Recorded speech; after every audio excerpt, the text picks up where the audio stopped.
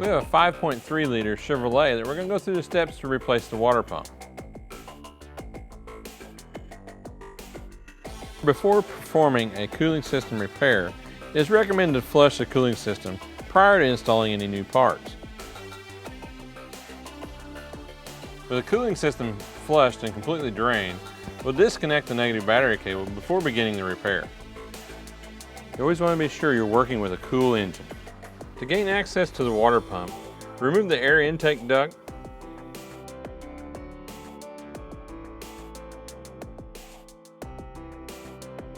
upper radiator hose, and the drive belt.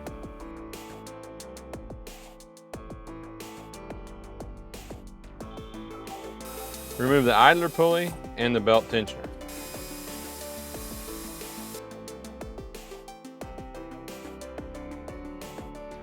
Remove the lower radiator hose and heater hoses.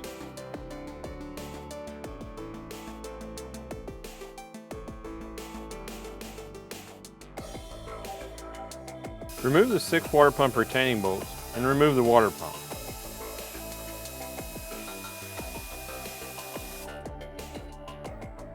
As you remove the water pump, keep in mind there may be some residual coolant in the system. Be sure and capture this. You will be required to remove the thermostat housing and thermostat from the old pump and install onto the new pump. There are 2 different thermostat housing designs.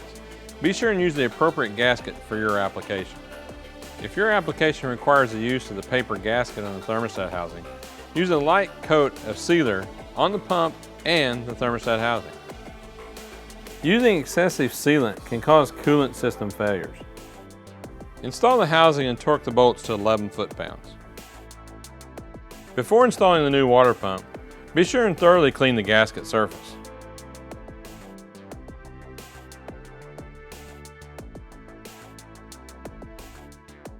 Apply a thin coat of gasket sealer to both the water pump surface and the block.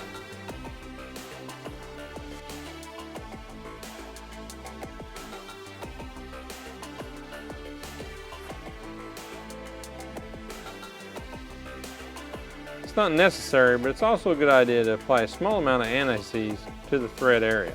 Install the pump and torque the bolts to manufacturer's specification. This is a 2-step process using a crisscross pattern. Reinstall the idler pulley and belt tensioner. Reattach the heater hoses.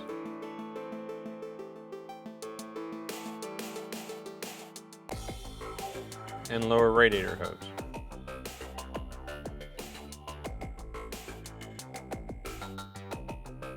Reattach the upper radiator hose and install the drive belt.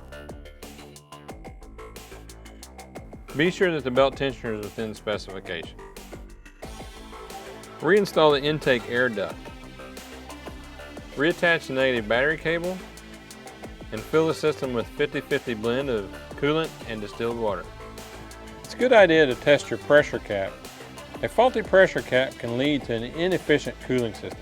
If you do not have access to a pressure tester, these are available at your local parts store. Start the vehicle and allow it to reach operating temperature. Turn the cabin heater on high to help bleed air out of the system. Once the engine has reached operating temperature, check the coolant system for any leaks. Shut the vehicle off and allow the engine to cool completely. Check the reservoir tank and top off if needed.